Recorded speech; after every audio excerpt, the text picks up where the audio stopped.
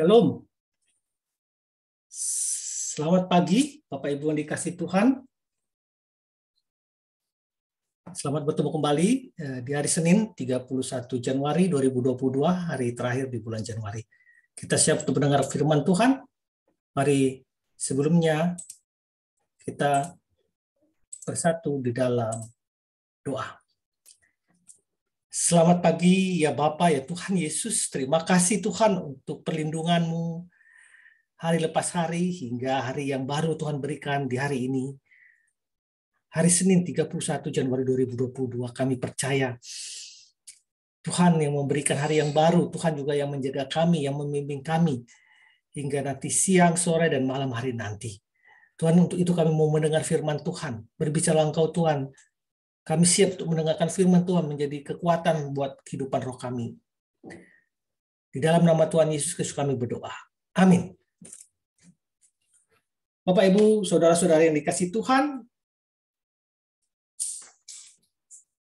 firman Tuhan pada hari ini, pada pagi hari ini, diambil dari renungan dengan judul Gunakanlah kesulitan dan bertumbuhlah. Gunakanlah kesulitan dan bertumbuhlah. Landasan firman Tuhan yang diambil dari Kolose 2 ayat 6. Kamu telah menerima Kristus Yesus Tuhan kita. Karena itu hendaklah hidupmu tetap di dalam Dia. Hendaklah kamu berakar di dalam Dia dan dibangun di atas Dia. Hendaklah kamu bertambah teguh dalam iman yang telah diajarkan kepadamu. Dan hendaklah hatimu berlimpah dengan syukur. Kolose 2 ayat 6-7. Bapak Ibu yang dikasihi Tuhan dimanapun Anda berada. Yang sungguh-sungguh berarti di dalam hidup seseorang bukanlah apa yang terjadi atas orang tersebut, melainkan yang dilakukannya sesudah hal itu terjadi. Anda mungkin tidak dapat menghentikan orang mencibir Anda. Anda mungkin tidak dapat menghentikan orang menendang Anda. Tetapi Anda dapat menentukan arah kemana Anda pergi apabila mereka mencibir Anda atau menendang Anda.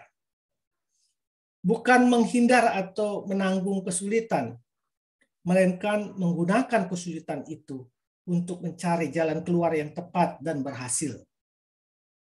Bukan yang terjadi, tetapi bagaimana Anda menerimanya. Itulah tuntutannya. Tak seorang pun kebal terhadap kesulitan.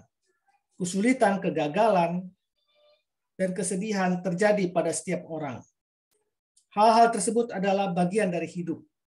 Bagian dari proses hidup dan bertumbuh. Hal-hal ini membentuk dan menghancurkan seseorang tergantung pada cara bagaimana ia menerima hal tersebut.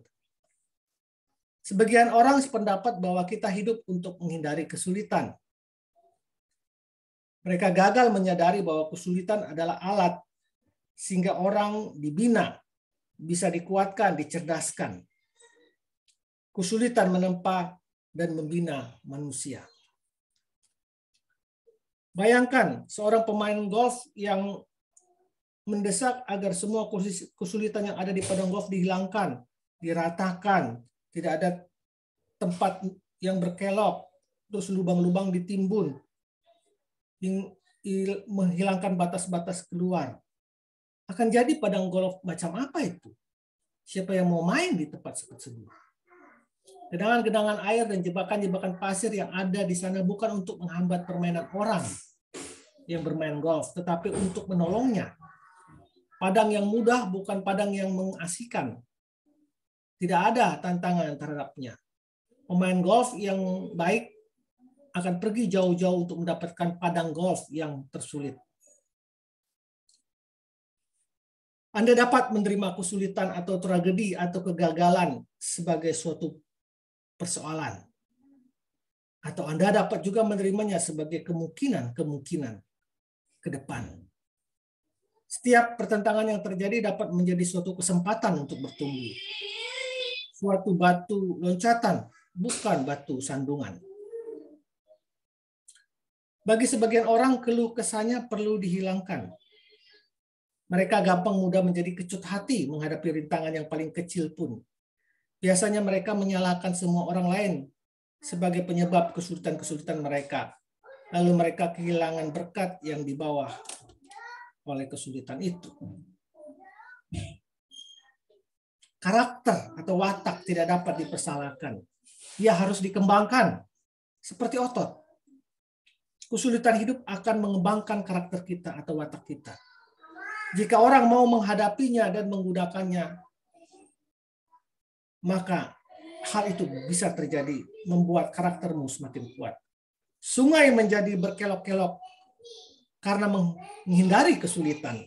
Demikian juga manusia. Inilah seluruh arti hidup Kristen. Kristus tidak hanya menolong orang untuk hidup selama-lamanya. Ia menolong orang untuk hidup saat ini, di dalam kehidupan ini. Hidup selama-lamanya adalah hidup yang baik dan kekal. Hidup kekal itu mulai ketika orang mulai mengikuti Kristus. Yesus Kristus menerima hal paling buruk yang terjadi atas dirinya, salib, dan mengubahnya menjadi yang paling baik yang dapat terjadi, penebusan dosa.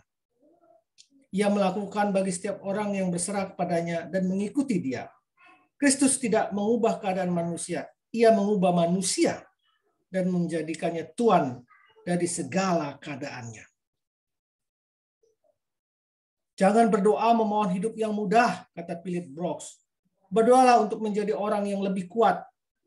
Janganlah berdoa memohon tugas yang sepadan dengan kekuatan Anda, tetapi hendaklah memohon kekuatan yang sepadan dengan tugas yang Anda akan hadapi.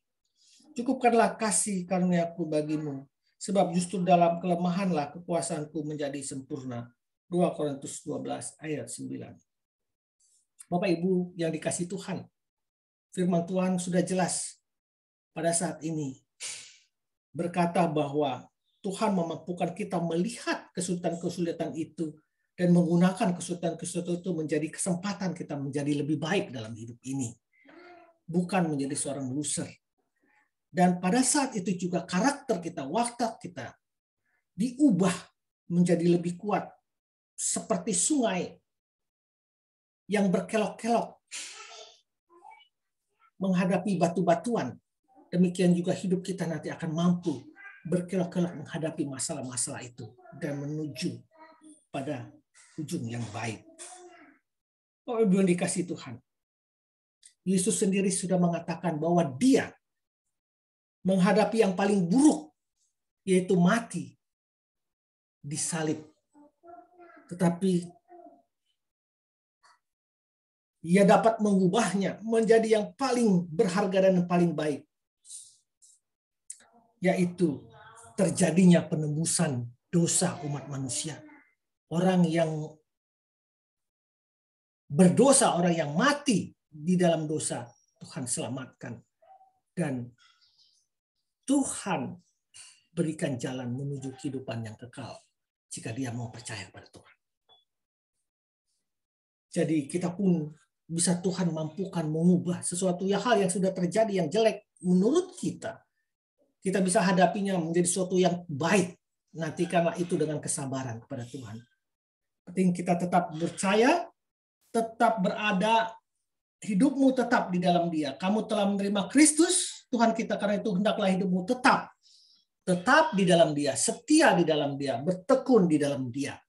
Jadi Bapak Ibu, apapun masalahmu, apapun kehidupanmu, rubahlah paradigmamu dan jadikan itu menjadi membuatmu, karaktermu menjadi semakin kuat, dan nantikanlah hal terbaik yang akan terjadi dalam hidupmu. Selamat beraktivitas. Selamat hari Senin melakukan aktivitasmu. Selamat melangkah bersama Tuhan. Tuhan Yesus memberkati. Amin. Amin.